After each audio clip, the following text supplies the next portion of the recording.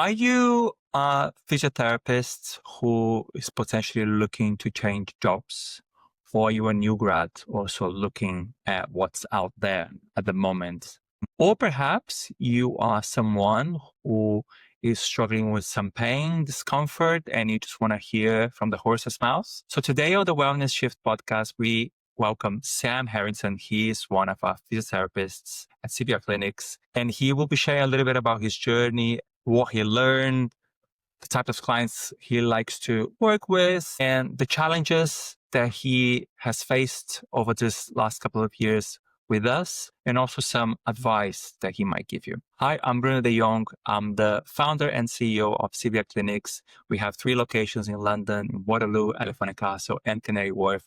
And we help health-minded people to improve their lives through expert physiotherapy care and enhanced innovation. So Sam, welcome to the Wellness Shift podcast. So tell all our listeners, who are you? What do you do? Why you're here? Yes, my name is Sam Harrington. So I've been working for CBR Clinics since April last year, so April 2024. I've been in London 3.5 years now. I did my first couple of years sort of working outpatients, MSK, and then wanted to shift from that to private practice and found CBR Clinics. I've been working, I think as of next year, I've been a physio for 10 years. So a mix mainly when I was in Sydney, Australia, just doing private practice stuff. And then again, sort of a mix here in London of private and public health. Great. So tell me, so you were in the NHS before? Yep. Yes. Yeah. So how long were you there? So roughly sort of 1.5 2 years for the NHS. 1 year of that was sort of in a hospital, MSK outpatient setting. And then the second year was sort of just out of a GP clinic working sort of by myself there. All right. How was that? How was that experience on its own? Yeah, it was something different to what I'd done before. So I'd only done private practice and sort of sports injuries up until that point. So for me, I enjoyed aspects of a new challenge and hospital setting with that. But the NHS, I think, as everyone knows, comes with a lot of difficulties and challenges as well, which again, parts of that made the job interesting, but parts of that meant that there probably weren't as much job fulfillment or job satisfaction that I found in aspects of working with the NHS. So why? Mainly that, I think that came around not being able to rebook patients as frequently as you wanted to. That had 2 main sort of aspects. One was obviously the patient, worse off for the patient in the starter sense, because you couldn't have regular follow-ups with them.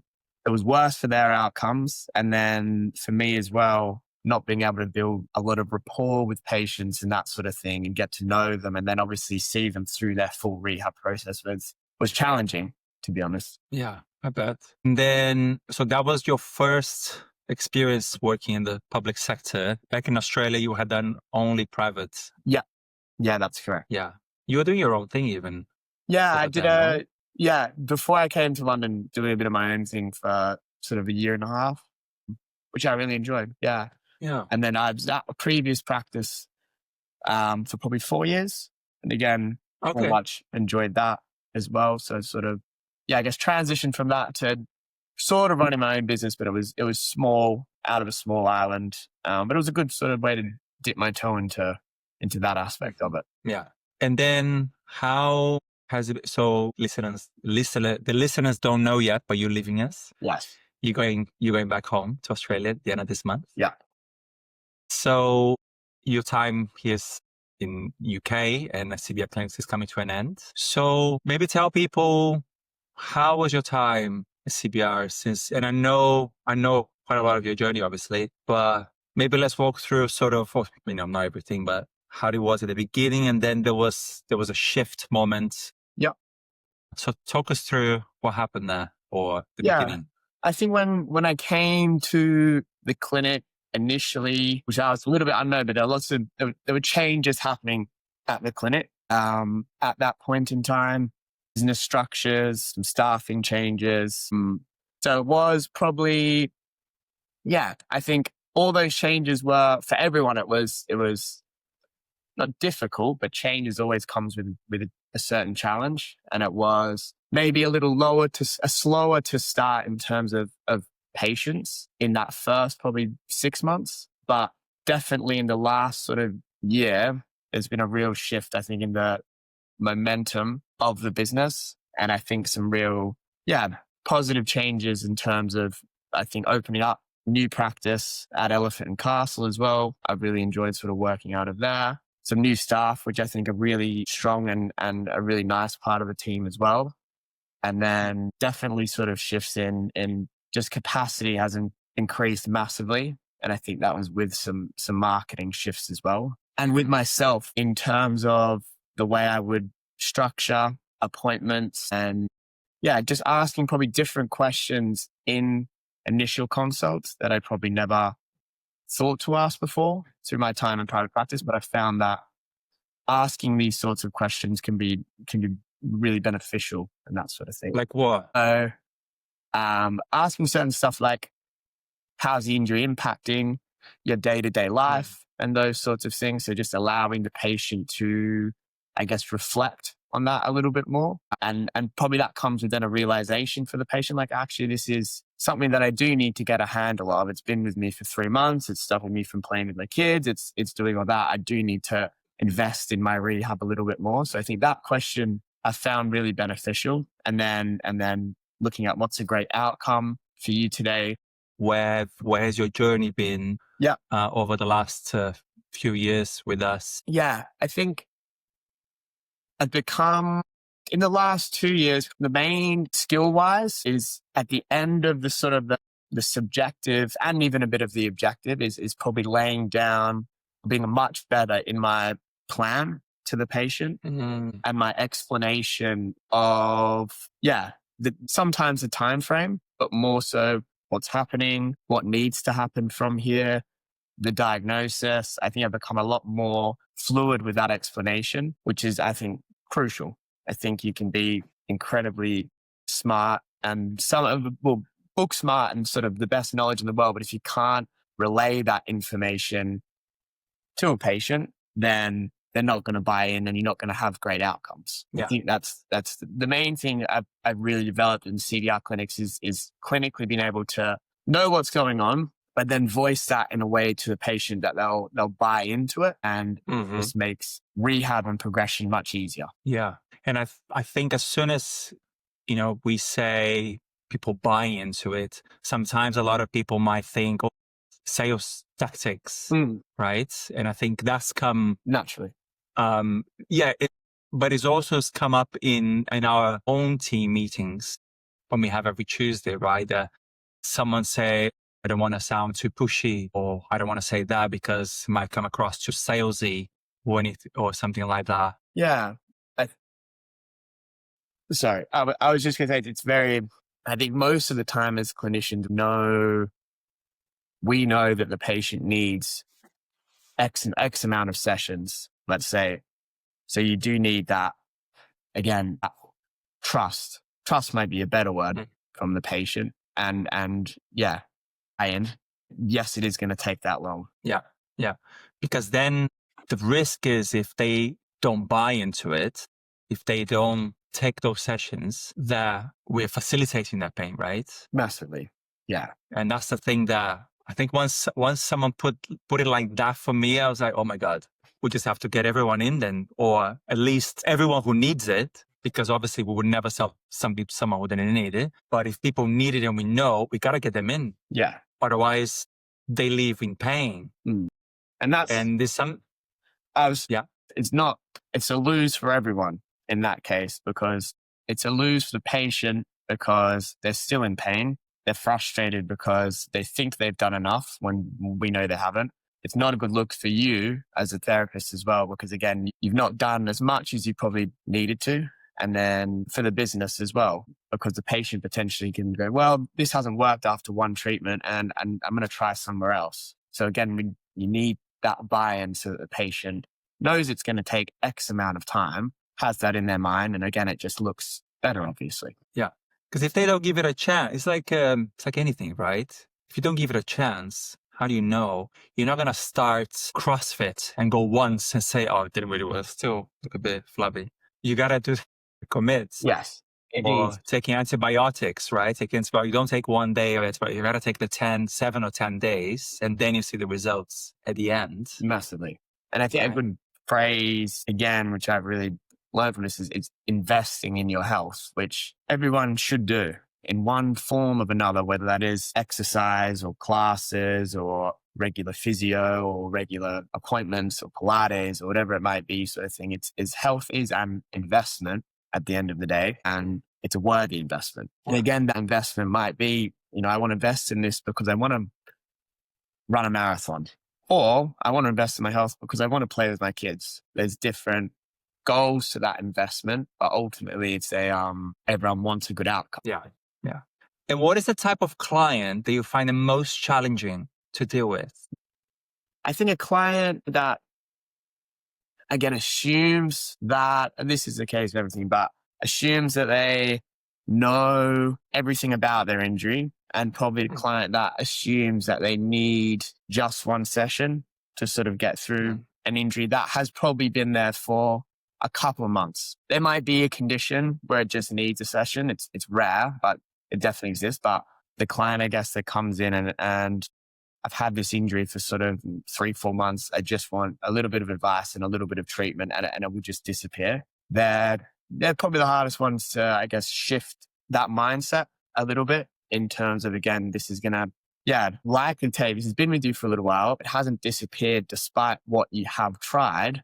And often the patient at that point has tried a few different things. And again, it's just about being realistic, I guess, with them as well, and setting realistic goals and a timeline, but just shifting sometimes that mindset that they might have on the session, I guess. Yeah.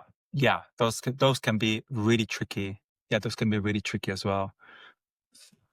There was another question I wanted to ask and I was gone. Okay. What is your favorite type of client that you like to work with? I do like an athlete or someone, I'll just say, I wouldn't say athlete, I say someone with sporting goals, because I know they're already someone that's quite committed, I guess. So if they've got goals, aspirations, doesn't matter what it is. I want to run 5K, I want to run a PB marathon or something like that. I know there's already a level of commitment there, I guess, and they're self-driven. So from that end, it's not a lot of hassle week in, week out. That, you need to be doing this, you need to be doing that. And I'm confident that they're doing what they need to do, and they're doing everything they can to get back to where they were. So they're probably the clients I most enjoyed working with, I guess, because they're just motivated. You don't have to really give them a kick to get them to do stuff. They're eager. You're already on the same side. Exactly. Already on the same side. They've often got quite good body awareness as well. And again, that is something that is, for anyone, there's no shame in not being very body aware on, how do I do a squat, or how do I lift my arms overhead, or whatever it might be, bend my back properly. Not that there's a right way, but they at least got awareness of a lot of stuff as well. So teaching them new things comes quite easy. So yeah, I'd say they're the ones I enjoy with the most. Yeah. And in terms of the profession itself, what are your perhaps frustrations with the profession or the industry that you feel like, I really wish like this, I could do this, or that was in place, or do you have any frustrations with the profession or the industry? I do. I think the CSP a little bit, the APA, which is the Australian Association, which is sort of the same as the CSP, I think as well. There's a constant pendulum between manual therapy versus exercise, it feels at the moment. And to me, it feels like the pendulum towards exercise is being pushed a lot. And I think almost excessively, in my opinion. I think that it doesn't feel like there's a lot of support for manual therapy from those bodies per se, because again, the literature points to exercise, of course, being more of a benefit, but I do think manual therapy has a really good benefit to a lot of patients. And I think it's coming out even with universities and sometimes some of the new graduates who are scared to touch people at the moment because they're just not taught enough about it. And I think that is starting from some of these bodies really pushing that exercise. So a lot of people are now just, I don't really know how to release or manipulate or mobilize or get a feel for someone's joint. And everyone's joint is a little bit different, but I find there's still heaps of value with manual therapy as a treatment. And again, I just feel there's not a lot of support from those bodies of manual therapy. Not as much as I would like.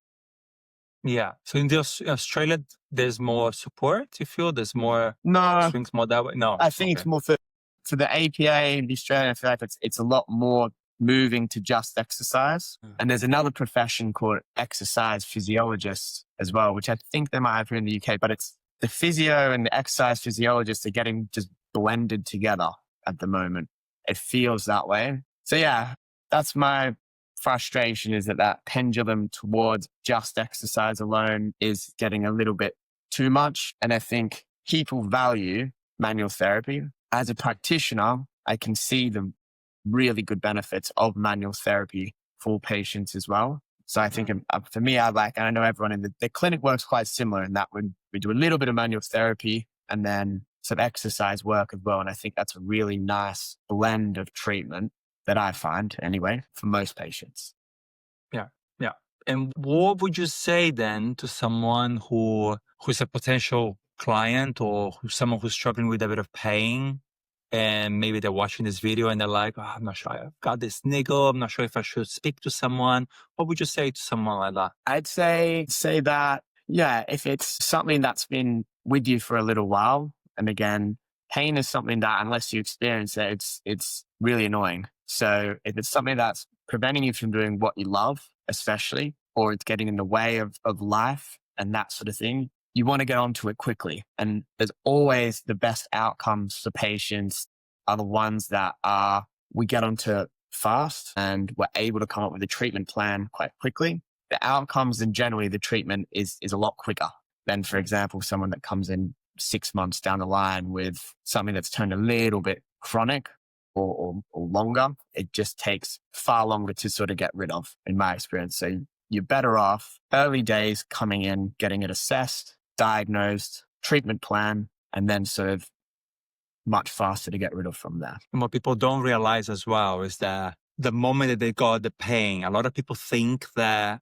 I've got a problem now, but actually your body has been trying to compensate for possibly months to try and keep you out of the pain. So the problem's been way there, is right there at the back, but your body's been coping with it, coping. And then you increase your weight a little bit, or you do the extra mile on the run, or you just train for an extra, whatever it is. And then the body goes, I can't anymore. Here you go. Here's some pain to stop you because I can't deal with it anymore. I'm tired of trying to hold it together. Massively. And the body is very clever at compensating. That will allow you to compensate for, like you said, quite a long period of time doing things incorrectly. But there will eventually be a time when it does just not give up, but it just goes, enough. I've had enough. And then that word compensate also brings on other problems as well. And if you've got compensating for knee pain, people often have hip, back pain, ankle pain as a result, and it happens quite quickly. So again, you're better off early getting it sort of addressed so that you can stop these sort of compensatory patterns from becoming the norm. Yeah, exactly. Especially as well when people are heading towards I had a client, he's probably mid-30s, maybe late 30s. He's got meniscus tear now. And he's not even crazy fit or like goes crazy at the gym. He's just got a meniscus tear. And that problem's been there, or it's been coming along a long time. Yeah. Because he didn't have, unless you have an accident, right? You're skiing and then it's a horrible accident, the whole thing gets twisted. But otherwise, if it's just sort of coming, that little slight niggle that you sort of put up with, and then you go into an MRI, is a tear that's been going wrong for a long time, And then it's not going to take probably 5 sessions to fix. It's probably going to take a lot longer than that. It's what people don't realize. Yeah. Right. It's quite tricky to get people. And stuff like meniscus as well is extra complex sometimes as well. You're right, there's often signs there early that you can be doing things even preventatively to keep sort of obviously joints healthy and doing all that you can as you do get, because naturally a little bit older, we know joints do slowly degrade. Muscles and strength after about the age of sort of 35, you stop getting stronger at the same rate that you sort of would, and tendons as well take longer to sort of bounce back and adapt and everything. So from that sort of age, again, you're just not as robust or springy or able to put on muscle as quickly. So it is important that you do look after yourself and do all that you can, or do what you can rather, to prevent those sorts of things from happening. Yeah. And it's always tricky because at that age as well, as you still start getting older, full-time work, kids, all of a sudden your time for looking after yourself gets less and less and less. And it's probably the time when you should be looking after yourself the most, in a way, as you obviously are getting a little bit older. So sometimes, again, a bit of a structured plan of, look, 10 minutes, 20 minutes every second day doesn't have to be much. It's better than nothing. Much better than doing zero. And sometimes just knowing you're doing the right thing as well is enough to really keep it all at bay, mitigate it. Yeah. Now, if someone who's watching this perhaps is another physio who is looking to a company, maybe is thinking of joining us, what would you say to other physios? I definitely, from a business, I think CBR is expanding really nicely and is in a really good sweet spot. So I'll say, for anyone thinking of again, a shift in private practice or moving into private practice, or just looking for a change of job, it's a really nice way to develop some skill and see a range of clientele. The clinics themselves are in really good positions, so central.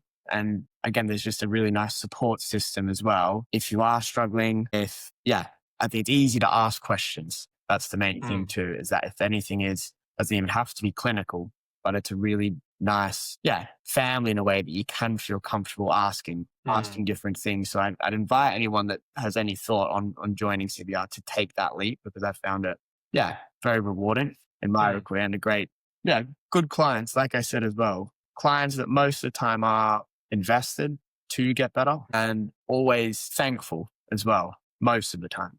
It's always the but majority of the time, they're always very grateful for the work that you do. And that's, again, just really helps with job satisfaction and prevents some of that burnout as well, which I think if you're not building rapport with patients, if you can't follow them up, it's easier to get a lot burnt out because you don't see a lot of that job satisfaction. Whereas here, you can really follow patients right through. And that has, really good benefit. Great. What are you going to miss? What am I going to miss? I'm going to miss a few things. A, the patients. B, the team. C, definitely the locations. I really love working quite centrally.